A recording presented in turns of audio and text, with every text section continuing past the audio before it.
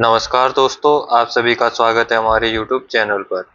तो आज हम देखेंगे उत्तराखंड की लोक संस्कृति का जो इससे पहले क्लास आई थी उसका भाग 2 देखेंगे। तो ये रहेगा क्लास 27, इससे पहले 26 क्लास हो चुकी है।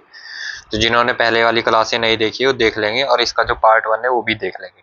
तो आज हम देखेंगे उत्तराखंड की शिल्पकला, उत्तराखंड की मूर्ति शिल्पकला और उत्तराखंड के लोकगीत वगैरह के बारे में हम देखेंगे। तो चलते हैं हम। ये उत्तराखंड का प्यारा सा मैप है आर्ट एंड कल्चर के बारे में, क्या क्या इसमें दर्शाते हैं। तो आगे चलते हैं हम पहले क्वेश्चन की ओर। पहला है हमारा उत्तराखंड की शिल्पकला। तो उत्तराखंड की शिल्पकला से हमारा पहला क्वेश्चन है कि उत्तराखंड में चमड़े का कार्य करने वालों को क्या कहते हैं। तो उत्तराखंड में जो चमड़े का कार्य करते हैं उनको बाड़े या सारकी कहा जाता है। ध्यान रखें क्या कहा जाता है भाई, बाड़े या सारकी उनको कहा जाता है। इसी के साथ आप 2-3 फैक्ट इसमें और होंगे। 2-3 फैक्ट में क्या क्या होगा कि जो ये बाड़ई और सारकी हैं, जो कि चमड़े का कार्य करते हैं, तो इसका जो फेमस है तो वो है लोहा घाट। लोहा घाट कौन सा एरिया फेमस है, तो लोहा घाट एरिया फेमस है। और ये लोहा घाट कहाँ पड़ता है, तो लोहा घाट हमारा चंपावत में पड़ता है। कहाँ पे पड़ता है लोहा घाट, चंपावत में पड़ता है। ये पॉइंट भी आप ध्यान रखेंगे। इसी के साथ जो नेक्स्ट फैक्ट है कि एक मिनट कि उत्तराखंड में अधिकांश जो जिले हैं उत्तराखंड वो हस्तशिल्प से जुड़े हुए हैं। किससे, हस्तशिल्प से।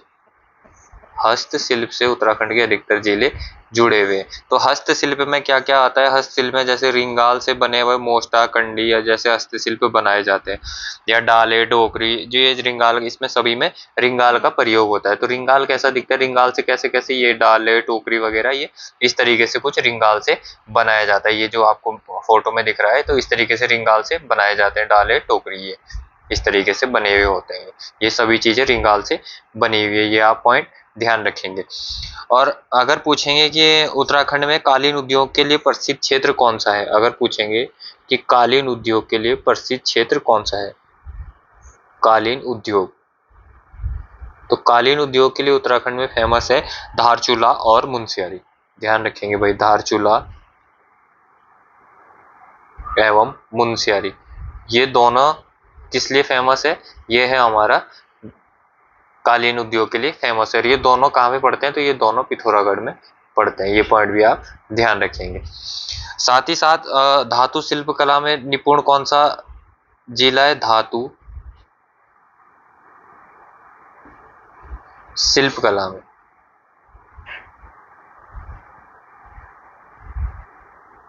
निपुण, तो ये है हमारा अल्मोड़ा जिला। ये भी आप पॉइंट ध्यान रखेंगे। और एक जो भीमल होता है ना, भीमल का पेड़ होता है राज्य में, जिससे एक तो शैम्पू बनता है भीमल से, और एक जो इसकी जो डंडियां होती है, जो छाल, इस डंडियों पे जो छाल होती है, इसको लगभग 1-2 महीने पानी में रखकर इससे जो छाल निकलती है उससे रस्सियां बनाई जाती है, और विभिन्न चीजों में ये प्रयोग होती है इसकी रस्सियां। ये भी आप पॉइंट ध्यान रखेंगे। आगे चलते हैं हम नेक्स्ट की ओर। नेक्स्ट हमारे उत्तराखंड में मूर्ति शिल्प कला। तो उत्तराखंड में मूर्ति शिल्प कला में क्या है कि मिट्टी द्वारा निर्मित देवी देवताओं की रंगीन मूर्तियों को उत्तराखंड में क्या कहा जाता है, तो ये कहा जाता है डिकारे या डिकरा। क्या कहा जाता है, डिकारे या डिकरा। तो आपको ये क्वेश्चन पढ़ा तो बहुत बार होगा, पर आपने ये मूर्तियां देखी नहीं होगी। तो ये मूर्तियां इस प्रकार से दिखती है, डिकारे डिकरा वाली मूर्तियां ये कुछ इस प्रकार से दिखाई देती है, ये इस तरीके से दिखाई देती है। इसमें आपका ऐपण वगैरह का भी प्रयोग किया जाता है, तो इस प्रकार से वो मूर्तियां दिखाई देती है आप सभी को। तो आगे चलते हैं हम नेक्स्ट क्वेश्चन की ओर। नेक्स्ट है हमारा कि यहीं पे जो ये मूर्ति शिल्प कला में आता है कि मोर पर बैठे गणेश जी। किस पर, मोर पर। मोर पर बैठे हुए गणेश की मूर्ति, मोर पर बैठे गणेश जी की मूर्ति, गणेश भगवान जी की मूर्ति कहाँ पर मिलती है, तो ये मिलती है हमारा लाखा मंडल में। ध्यान रखें कहाँ पर मिलती है, लाखा मंडल में। यहाँ पर ये लाखा मंडल का जो मंदिर है, यहीं पर ये मूर्ति प्राप्त होती है हमें, और यहीं पर देखने को मिलती है। इसी के साथ नेक्स्ट क्वेश्चन है हमारा कि नेक्स्ट क्वेश्चन यहीं से बनेगा। एक और क्वेश्चन पूछा जाएगा इन्हीं मूर्ति कला से कि नटराज जो मंदिर है वहां पे कौन सी मूर्ति प्राप्त होती है, नटराज मंदिर। नटराज मंदिर, तो पहले तो पूछेगा नटराज मंदिर कहाँ है, तो नटराज मंदिर है हमारा जागेश्वर में। कहाँ पर है नटराज मंदिर? जागेश्वर में। और यहाँ से हमें कैसी मूर्ति प्राप्त होती है? नृत्य करते शिव की मूर्ति प्राप्त होती है। कैसे? नृत्य करते शिव की मूर्ति हमें कहाँ से प्राप्त होती है? तो अगर क्वेश्चन पूछेंगे नृत्य करते शिव की मूर्ति कहाँ से प्राप्त होती है, तो जागेश्वर से प्राप्त होती है, नटराज मंदिर से। ये भी आप पॉइंट ध्यान रखेंगे। इस प्रकार से जागेश्वर मंदिर कुछ दिखता है, यहीं से हमें शिव की मूर्ति प्राप्त होती है। ये जागेश्वर का टेम्पल है। ये भी पॉइंट आप ध्यान रखेंगे। आगे चलते हैं हम नेक्स्ट क्वेश्चन की ओर। नेक्स्ट है हमारा कि एक तो नृत्य करते गणेश के सॉरी मोर की पीठ पर बैठे हुए गणेश की मूर्ति मिली थी हमें, और एक मिलती है कि नृत्य करते हुए गणेश जी की मूर्ति, नृत्य करते हुए गणेश जी की मूर्ति।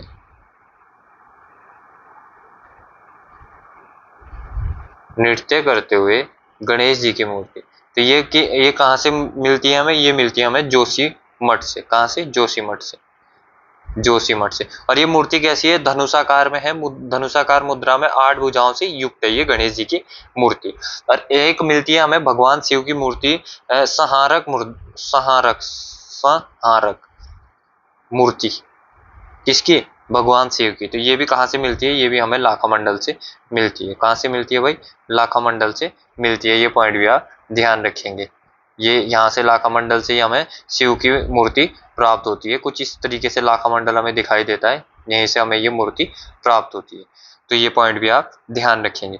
और एक है हमारा द्वाराहाट के रतन देव के मंदिर से हमें ब्रह्मदेव की मूर्ति प्राप्त होती है। द्वाराहाट टेम्पल है, यहाँ से हमें कौन सी मूर्ति प्राप्त होती है? तो यहाँ से हमें प्राप्त होती है रतन देव मंदिर से ब्रह्मदेव की मूर्ति। ब्रह्मदेव की मूर्ति हमें यहीं से प्राप्त होती है। ये पॉइंट भी आप ध्यान रखेंगे। और एक मूर्ति हमें मिलती है कि नंदाष्टमी का जो पर्व होता है उस दिन नंदा और सुनंदा की मूर्ति। किसकी? नंदा देवी और सुनंदा की मूर्ति बनाकर उसकी पूजा की जाती है। तो ये नंदा सुनंदा की मूर्ति किस प्रकार की दिखाई देती है? तो ये नंदा सुनंदा की मूर्ति हमारा इस प्रकार से दिखाई देती है। और ये किस पर बनाई जाती है? ये बनाई जाती है केले के तने से ये मूर्ति बनाई जाती है। किसकी? माँ नंदा और माँ सुनंदा की ये मूर्ति केले के तने से ये बनाई जाती है। ये पॉइंट भी आप ध्यान रखें। कुछ इस प्रकार से ये मूर्ति दिखाई देती है। और एक मूर्ति हमारा और होती है यहाँ पे, वो मूर्ति होती है गन्ने एवं नारियल की सहायता से दीपावली में लक्ष्मी की मूर्ति बनाई जाती है।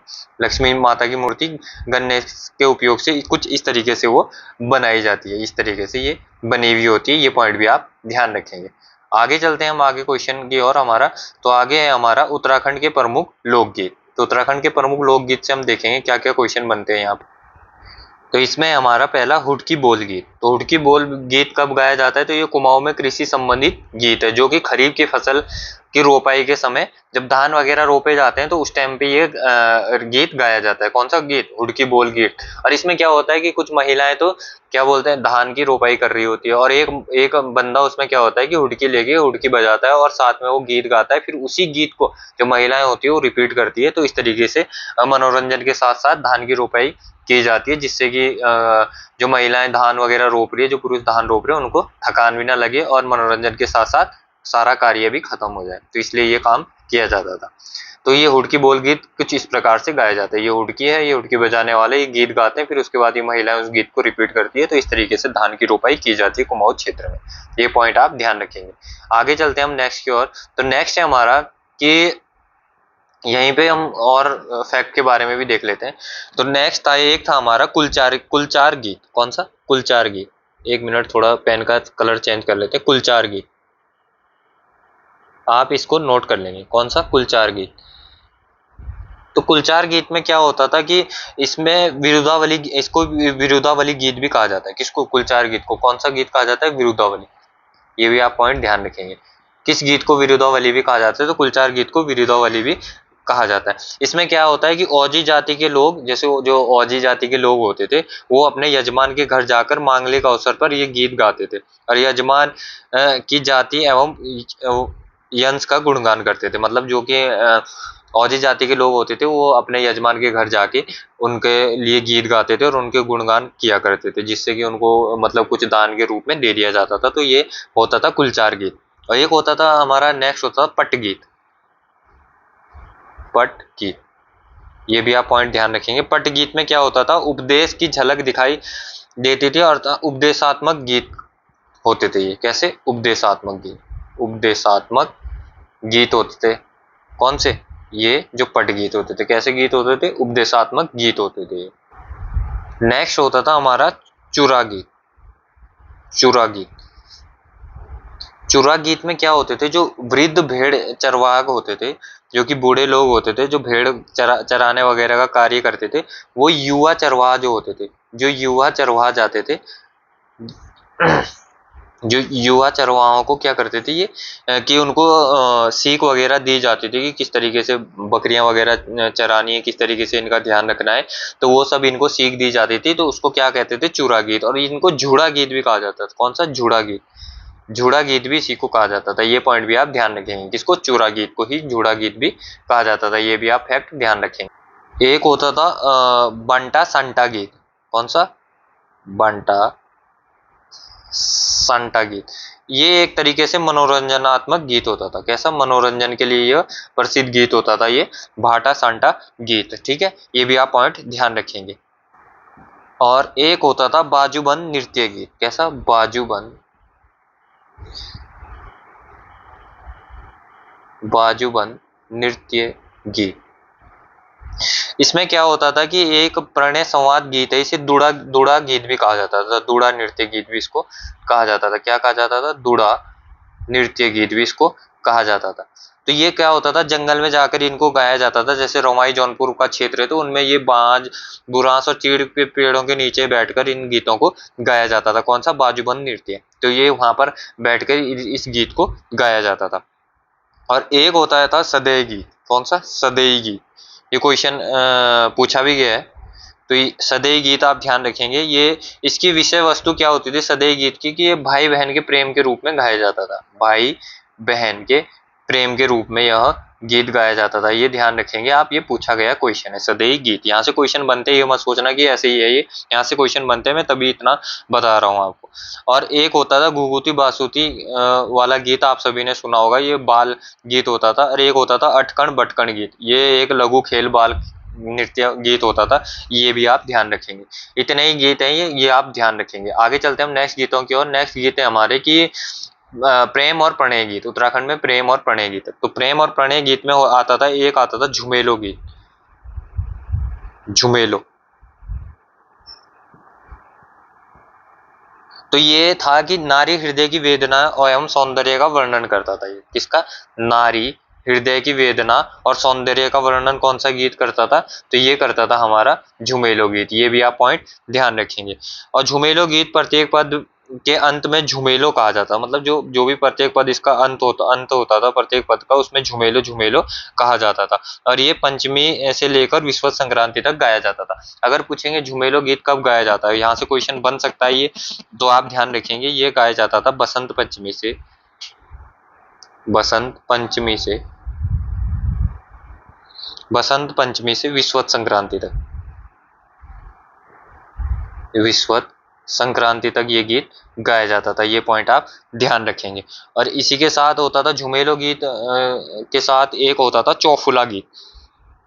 चौफला। चौफला गीत। तो चौफला गीत किस प्रकार का गीत होता था? ये स्त्री एवं पुरुष द्वारा सामूहिक रूप से गाए जाने वाला प्रेम और मिलन गीत होता था। मतलब इसमें रीतिहास और अनुनय एवं मनहार आदि भाव पाए जाते थे। कौन से भाव? रतिहास, रति हास, अनुनय एवं मनहार आदि भाव पाए जाते थे। तो क्वेश्चन यहाँ से ऐसे बनेगा कि रति, हास, अनुनय और मनहार आदि भाव किस गीत में पाए जाते हैं? तो ये किस में पाए जाते हैं? चौफला गीत में पाए जाते हैं। ये पॉइंट भी आप ध्यान रखेंगे। और इसमें नेक्स्ट जो फैक्ट और जो पॉइंट है इसमें हमारे प्रेम और प्रणय गीत में एक है हमारा लामण। लामण या छपेली। लामण या छपेली गीत। लामण या छपेली गीत कैसा गीत होता था? तो ये प्रेम और प्रणय का गीत होता था। कौन सा? लामण और छपेली गीत। और एक होता था छोपती। छोपती। ये भी प्रेम और प्रणय का गीत होता था। इसमें संयोग श्रृंगार प्रधान गीत होता था। ये गढ़वाल के रोमाई क्षेत्र आदि में गाया जाता था। तो ये सभी गीत आप नोट कर लेंगे कि कौन से प्रेम, क्वेश्चन ऐसे बनेगा कि प्रेम और प्रणय से संबंधित गीत कौन कौन से हैं। तो झुमेलो गीत हो गया, चौफला गीत हो गया, लामण छपेली गीत हो गया, छोपती गीत हो गया। ये कैसे गीत है? ये प्रेम और प्रणय से संबंधित गीत है। ये पॉइंट आप ध्यान रखेंगे। नेक्स्ट है हमारा ठुलखेल गीत। तो ठुलखेल गीत कैसे होते थे? कुमाऊं में पुरुषों द्वारा कृष्ण कृष्ण जन्माष्टमी पर, कब गाया जाता था? कृष्ण जन्माष्टमी पर। कृष्ण जन्माष्टमी, कृष्ण जन्माष्टमी के अवसर पर यह गाया जाता था। ठुलखेल गीत का मुख्य जो गायक होता था, मुख्य गायक अगर पूछेंगे इसका मुख्य गायक कौन होता था? मुख्य गायक, तो मुख्य गायक होता था इसका बखणनिया। कौन होता था? बखणनिया। ये आप ध्यान रखेंगे, मुख्य गायक कौन होता था इसका? बखणनिया। और ठुलखेल गीत कैसा होता था? तो ये रामायण की कथा पर आधारित होता था। यानी जो रामायण की कथा वगैरह होती थी उस पर ये आधारित होता था। कौन सा? ठुलखेल गीत। ये पॉइंट भी आप ध्यान रखेंगे, अच्छे से ध्यान रखेंगे। यहाँ से क्वेश्चन बनता है, बार बार क्वेश्चन बनता है, तो इसलिए आप अच्छे से ध्यान रखेंगे इन सभी पॉइंट को। आगे चलते हैं हम नेक्स्ट की ओर। नेक्स्ट है हमारा ऋतु गीत और विरह गीत। तो ऋतु गीत और विरह गीत कौन कौन से हैं उनको हम एक बारी में देखते हैं, नोट करते हैं। ऋतु गीत और विरह गीत। तो ऋतु गीत में पहला आता है हमारा बासंती गीत। कौन सा गीत आता है? बासंती गीत। बासंती गीत। बासंती गीत क्या होता है? तो गढ़वाल में बसंत आगमन पर किशोर और किशोरियों द्वारा फूल इकट्ठे कर फिर सुबह एकत्रित होकर घरों की ढेली में डाले जाते हैं। बसंत का जब महीना आता है तो बच्चे, आपने देखा होगा अगर किसी के यहाँ डालते हैं तो बच्चे सुबह सुबह उठ के सभी के घरों के दहलीज पर एकत्रित होकर क्या डालते थे? फूल डालते थे। तो उसको बासंती गीत गाते थे उस टाइम पे। आपने गीत भी सुना होगा फूले देई वाला, तो वो बासंती गीत के लिए प्रसिद्ध है। दूसरा होता था हमारा चौमासा गीत। ये भी ऋतु गीत है। कौन सा? चौमासा गीत। चौमासा गीत कब होता था? वर्षा ऋतु में गाया जाने वाला ये ऋतु गीत है। और यह विरह भाव दिखाई देता है। कौन सा? विरह। ये क्वेश्चन बन सकता है कि विरह विरह की भावना किस में दिखाई देती है? विरह की भावना, तो ये किस में दिखाई देती है भाई? चौमासा गीत में दिखाई देती है। ये भी आप पॉइंट ध्यान रखेंगे, विरह भावना। एक होता है बारहमासा गीत। बारहमासा गीत, तो बारहमासा गीत में क्या होता है? गढ़वाल में गाया जाने वाला है ऋतु विरह गीत है। ये भी आप पॉइंट ध्यान रखेंगे। एक होता है लाली गीत। लाली गीत, ये लाली गीत एक प्रकार का, यह भी ऋतु विरही गीत है। एक होता है होरी। होरी गीत, ये बसंत के मौसम में होली के दिन गाया जाता है। कब? बसंत के मौसम में होली के दिन गाया जाता है। कौन सा? होरी गीत। ये भी आप पॉइंट ध्यान रखेंगे। एक होता है खुदेड़ गीत। खुदेड़ गीत, ये ससुराल की लड़की मायके की याद में गाती है। कौन सी? ससुराल में गई हुई लड़की मायके की याद में गाती। मायके की याद में, ये मैं खुद इसलिए लिखता हूं, मैं चाहूं तो पीडीएफ बना के पूरा लिख के भी दे सकता हूं, क्योंकि आप लोग नोट करें और याद रहे आपको, इसलिए मैं खुद ही लिखता हूं इस चीज को। तो ये आप ध्यान रखेंगे। एक होता है सैना गीत। सैना गीत, तो सैना गीत क्या होता है? जौनसार में दीपावली के अवसर पर लड़कियां मायके में आती है और मायके आकर बचपन की सहेलियों से मिलने के अवसर पर होता है, यह अपने सहेलियों के साथ सैना गीत गाती है। तो अगर क्वेश्चन बनते हैं कि बसंती गीत, चौमासा गीत, बारहमासा गीत, लाली, होरी, खुदेड़, सैना गीत, ये कौन से गीत है? तो ये ऋतु गीत है। यहाँ से क्वेश्चन या तो एक तो आपसे पूछा जा सकता है लाली गीत से, खुदेड़ गीत से और सैना गीत से, ये किस प्रकार के गीत है? तो ये ऋतु गीत है। ये पॉइंट आप ध्यान रखेंगे। आगे चलते हैं हम नेक्स्ट की ओर। नेक्स्ट है हमारा नृत्य गीत। तो नृत्य गीत है चांचरी। चांचरी गीत, चांचरी, ध्यान रखेंगे। एक मिनट थोड़ा सा। कौन सा? चांचरी। चांचरी, इसको भौनी भी कहा जाता है, भौनी। चांचरी भौनी गीत, तो ये गढ़वाल और कुमाऊं के मध्य क्षेत्र में नृत्य गीत है। इसे उत्तरायणी मेले के अवसर पर गाया जाता है। कब? उत्तरायणी मेले के अवसर पर कौन सा गीत गाया जाता है? अगर क्वेश्चन बनेगा तो कौन सा गीत गाया जाता है? चांचरी गीत गाया जाता है उत्तरायणी मेले के अवसर पर। ये भी पॉइंट ध्यान रखेंगे। एक होता है झोड़ा गीत। झोड़ा गीत, तो झोड़ा गीत भी कब गाया जाता है? कुमाऊं में माघ के महीने में गाए जाने वाला समूह नृत्य है। माघ के महीने में गाया जाता है भैया, माघ के महीने में। कौन सा? जोड़ा गीत। और कहाँ? कुमाऊं क्षेत्र में। ये भी आप पॉइंट ध्यान रखेंगे। और थड़िया इंपॉर्टेंट है भाई, ये थड़िया बहुत बार एग्जाम में पूछा है। थड़िया गीत कैसा है? तो ये भी नृत्य गीत है। ये सामूहिक नृत्य प्रधान गीत है। विलंबित गीत को विलंबित व मध्य लय में गाया जाता है। इस गीत में लोक नायकों की गाथाएं और गीत के रूप में गाई जाती है, यानी जो लोक नायक वगैरह हैं उनकी गाथाएं को गीत के रूप में गाया जाता है। किसमें? नृत्य गीत में। और एक होता है बैर गीत, ये भी नृत्य गीत है। कौन सा? बैर गीत। ये भी कुमाऊं क्षेत्र में तर्क या वाद विवाद का नृत्य गीत है। ये भी कुमाऊं क्षेत्र में गाया जाता है। कौन सा? बैर नृत्य। तो ये सभी कौन से हैं? ये सभी नृत्य गीत हैं। ये पॉइंट भी आप, तो इसमें हो गए हमारे, मैं थोड़ा ऐसे ही बता देता हूँ। राजूला मालुसाई, जीतू बगड़वाल वगैरह के गीत इसमें आते हैं। जागर आते हैं, पांडव के जागर आते हैं, और रमी बोरानी आता है, और जैसे त्रिमल चंद के, भारती चंद के पवाड़े आते हैं, कफुआ गीत आते हैं, भगनोल गीत, न्योली गीत वगैरह। ये सभी किसमें आती है? लोक गाथाएं। प्रमुख लोक गाथाओं में ये, उत्तराखंड की लोक गाथाओं में ये फैक्ट आते हैं। ये भी आप ध्यान रखेंगे। आगे चलते हैं हम नेक्स्ट की ओर। नेक्स्ट होगा हमारा कि उत्तराखंड के प्रमुख लोक नृत्य। तो उत्तराखंड के प्रमुख लोक नृत्य के बारे में हम देखेंगे। तो लोक नृत्य में पहला नृत्य आता है हमारा थड़िया नृत्य। कौन सा नृत्य आएगा? थड़िया नृत्य। एक मिनट। थड़िया नृत्य। थड़िया नृत्य में क्या होता है कि गढ़वाल में बसंत पंचमी के अवसर पर विवाहित लड़कियों द्वारा पहली बार मायके आने पर ये नृत्य किया जाता है। और ये लास्य शैली का नृत्य गीत है। किस शैली का है? लास्य शैली का। ये भी आप ध्यान रखेंगे, क्योंकि पूछा जाएगा कि थड़िया नृत्य किस शैली का नृत्य है, तो लास्य शैली का नृत्य है थड़िया नृत्य। ये भी आप पॉइंट ध्यान रखेंगे। एक होता है हारुल नृत्य। हारुल हारुल नृत्य कहाँ होता है? तो हारुल नृत्य जौनसार क्षेत्र में किया जाता है। और ये रमतुला, ध्यान रखेंगे, रमतुला वाद्य यंत्र के साथ किया जाता है। रमतुला वाद्य यंत्र इसमें जरूरी होता है, और ये पांडव के जीवन पर आधारित होता है। और बुढ़ियात नृत्य, ये मैंने जौनसारी जनजाति में भी बताया था आपको कि बुढ़ियात नृत्य और हारुल नृत्य कहाँ किया जाता है? जौनसार क्षेत्र में किया जाता है। और एक होता है लंगवीर नृत्य। लंगवीर नृत्य। तो लंगवीर नृत्य क्या होता है कि पुरुषों द्वारा खंबे पर चढ़कर किया जाने वाला एक नट नृत्य होता है। तो ये खंबे पर चढ़ते हैं, तो उसमें किया जाता है कौन सा? लंगवीर नृत्य। और एक होता है झुमेलो नृत्य। झुमेलो झुमेलो नृत्य क्या होता है कि जमलांगिक कौन सी श्रेणी का होता है? झुमेलो नृत्य जमभालिक श्रेणी का ये नृत्य होता है। और ये नवविवाहित कन्याओं द्वारा किया जाता है। और एक होता है बैर नृत्य। बैर नृत्य।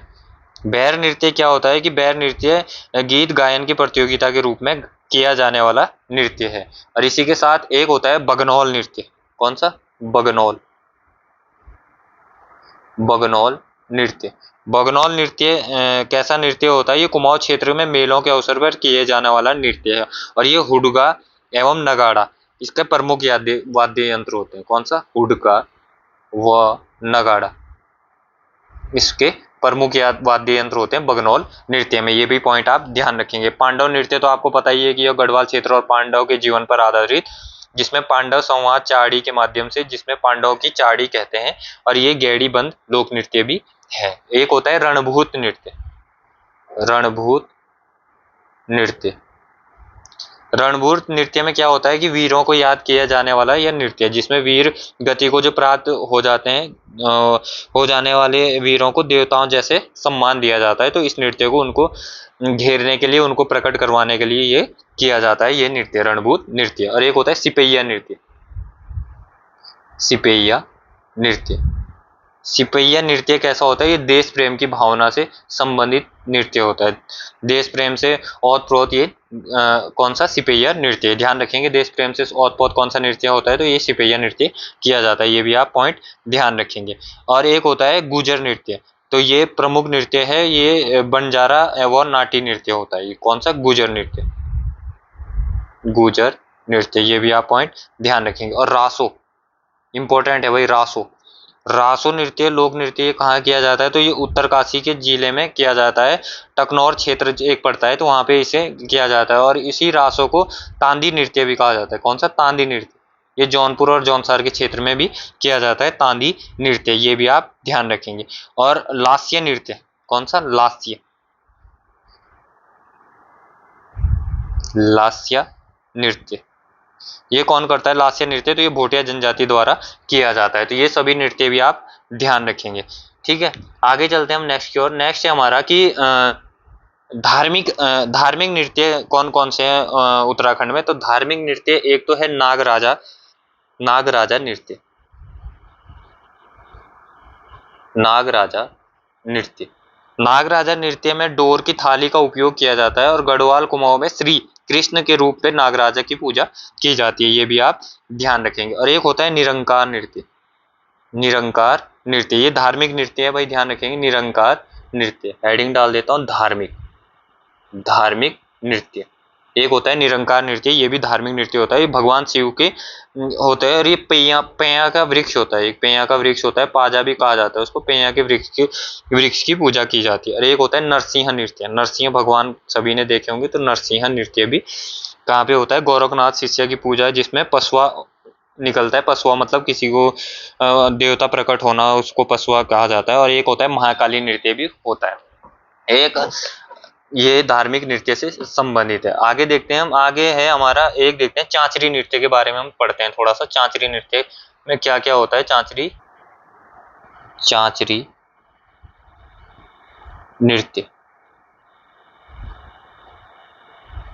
तो चांचरी नृत्य गढ़वाल क्षेत्र में स्त्री और पुरुषों द्वारा किए जाने वाला एक नृत्य है। और इसको श्रृंगारिक नृत्य कहते हैं, जिसमें बसंत ऋतु में कब किया जाता है? बसंत ऋतु की चांदनी रात में ये किया जाता है। और इसी नृत्य को कुमाऊं में कहा जाता है, चांचरी नृत्य को कुमाऊं में झोड़ा नृत्य कहा जाता है। क्या कहा जाता है? कुमाऊं में झोड़ा नृत्य। और झोड़ा जो नृत्य होता है ये कुमाऊं क्षेत्र में होली के बाद बड़ी उमंग के साथ किया जाने वाला नृत्य है। कौन सा? चांचरी नृत्य के बारे में ये फैक्ट आप ध्यान रखेंगे। इसी के साथ एक होता है मंडाण, इंद्रमणि बड़ौनी इससे बड़े फेमस व्यक्ति थे। मंडाण नृत्य यानी केदार नृत्य भी इसको कहा जाता है। मंडाण नृत्य कहाँ किया जाता है? तो ये टिहरी और उत्तरकाशी में किया जाता है। कहाँ पर? ध्यान रखेंगे आप, टिहरी और उत्तरकाशी में, टिहरी और उत्तरकाशी में ये नृत्य किया जाता है। मंडाण नृत्य को अभी मैंने बताया केदार नृत्य भी कहते हैं। केदार नृत्य बड़े फेमस व्यक्ति थे हमारे उत्तराखंड के, गांधी इंद्रमणि बड़ौनी जी। और इसकी विशेषता क्या है कि इसमें एकाग्रता चाहिए। क्या चाहिए? एकाग्रता। बिना एकाग्रता के ये नहीं हो सकता, किसी व्यक्ति में एकाग्रता नहीं है तो ये नृत्य नहीं किया जाता। और मंडाण नृत्य को 4 तालों में किया जाता है, ये भी आप ध्यान रखेंगे। मंडाण नृत्य की अंत मतलब चाली या भौर से होती है। किससे? चाली। अंत इसका किससे होता है? चाली या भौर से होता है, ये भी आप पॉइंट ध्यान रखेंगे। इसी के साथ आगे देखेंगे हम, इसको आप नोट कर लेंगे। आगे देखते हैं हम चौफला नृत्य। कौन सा? चौफला, चौफला नृत्य।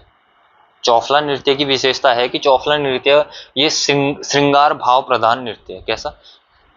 श्रृंगार भाव प्रधान नृत्य। ध्यान रखेंगे कैसा है? श्रृंगार भाव प्रधान नृत्य। और चौफला नृत्य जो पुरुष करता है उसको क्या पता है क्या कहा जाता है? उसको कहा जाता है चौफुला। चौफुला, जो पुरुष नृत्य करता है उसको चौफुला कहा जाता है। और जो महिला करती है, महिला नृत्य करने वाली होती है, उसको कहा जाता है चौफलो। चौफलो, ये भी आप पॉइंट ध्यान रखेंगे। यहाँ से क्वेश्चन पूछ सकता है कि पुरुष नृत्यक को क्या कहा जाता है, महिला नृत्य को क्या कहा जाता है। और चौफला नृत्य असम में बिहू, असम का जो बिहू होता है, बिहू कहाँ पर? असम में। और गुजरात में जो गरबा नृत्य होता है उसके सम्मान इसको माना जाता है। ठीक है। और इसी के साथ एक पॉइंट और है, मणिपुर में रॉस नृत्य होता है। मणिपुर में रॉस नृत्य, इन तीनों नृत्य के समान किसको माना जाता है? चौफला नृत्य को माना जाता है। और इसमें मान्यता है कि देवी पार्वती शिव जी को प्रसन्न करने के लिए चौफला नृत्य करती थी। और चौफला नृत्य में हाथों की ताली और पैरों की थाप और छाछ की छनकार और पाजेब की ध्वनि मनमोहक लगती है। इसी के साथ ये नृत्य किया जाता है। किसके साथ? हाथों की ताली, पैरों की थाप, छाछ की झनकार और पाजेब की ध्वनि के साथ यह नृत्य किया जाता है। और चौफला नृत्य की शैली कौन कौन सी है? तो एक होता है खड़ा चौफला, नोट कर लेंगे भाई इसको, खड़ा चौफला। और एक होता है मयूर चौफला, मयूर चौफला। और एक होता है हमारा लालूडी चौफला। इनकी ये शैलियाँ हैं, किसकी? चौफला नृत्य की ये शैलियाँ हैं, ये भी आप ध्यान रखेंगे। इसके साथ नोट कर लेंगे आप ये सभी चीज़ें। आगे चलते हैं हम, आगे है इसमें कि युद्ध नृत्य शैली, कौन सी? युद्ध नृत्य शैली। युद्ध नृत्य शैली कौन कौन सी है? तो युद्ध नृत्य में आता है, एक आता है सरो नृत्य। सरो नृत्य ये किस में आता है भाई? युद्ध नृत्य में। ये गढ़वाल में ढोल के साथ किए जाने वाला युद्ध गीत नृत्य है। शादी विवाह के अवसर पर किए जाने वाला यह मुख्यतः मतलब टिहरी और उत्तरकाशी जनपद में ये किया जाता है। और सरो नृत्य प्रथम चरण में ढोल डोली के साथ करतब दिखाते हैं। उसके बाद जो नर्तक होता है तलवार की ढाल पर स्वांग करता है। किस पर? तलवार की ढाल पर। तलवार की ढाल पर क्या करता है? स्वांग करता है। और भोटिया जनजाति में जो युद्ध नृत्य होता है वो होता है पौड़ा नृत्य। पौड़ा नृत्य, इसको भोटिया में युद्ध नृत्य कहा जाता है। किसमें? भोटिया में किया जाता है। कौन सा? पौड़ा नृत्य, ये आप ध्यान रखेंगे। और कुमाऊं में होता है युद्ध नृत्य छोलिया नृत्य। कौन सा? छोलिया, छोलिया नृत्य। ये शादी धार्मिक अवसर पर किया जाता है। और ये किरजी कुंभ एक मेला लगता है। कौन सा? किरजी कुंभ। किरजी कुंभ मेले में भी यह किया जाता है। कौन सा? छोलिया नृत्य। और छोलिया नृत्य क्या होता है? तलवार की ढाल का प्रयोग किया जाता है। और छोलिया नृत्य पांडव, नरसिंह भगवान और नागराज की लीलाओं पर आधारित है। ये भी आप ध्यान रखेंगे। कौन सा? आपका छोलिया नृत्य। तो कुछ नृत्यों की मैं आपको फोटो वगैरह दिखाता हूँ, तो देखते हैं हम फोटो। थड़िया जो नृत्य है वो महिलाओं द्वारा कुछ इस प्रकार से गोल घेरा बनाकर किया जाता है। थड़िया नृत्य या बाजूबंद भी ऐसे ही कुछ किया जाता है। बाजूबंद नृत्य भी इसी प्रकार से किया जाता है। और इसके साथ आगे एक दो, ये हमारा छोपती नृत्य कुछ इस प्रकार से किया जाता है। रवाई जौनपुर का ये लोक नृत्य। कौन सा? छोपती नृत्य, ये भी आप ध्यान रखें। और ये जो कुमाऊं में जोड़ा गीत है उसकी कुछ लाइनें हैं। चकोटे की पार्वती सौरासनी जान बली, सौरासनी जानी मासी को प्रताप लौंडा, स्कूल नी जान बली, स्कूल नी जान। ये कुमाऊं का जोड़ा गीत से कुछ संबंधित लाइनें हैं। तो वो कुछ इस प्रकार से लाइनें।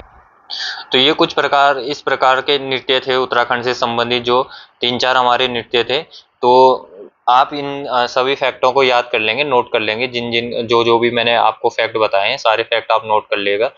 और आगे देखते हैं हम, कल की वीडियो में देखेंगे हम उत्तराखंड के आभूषण वगैरह।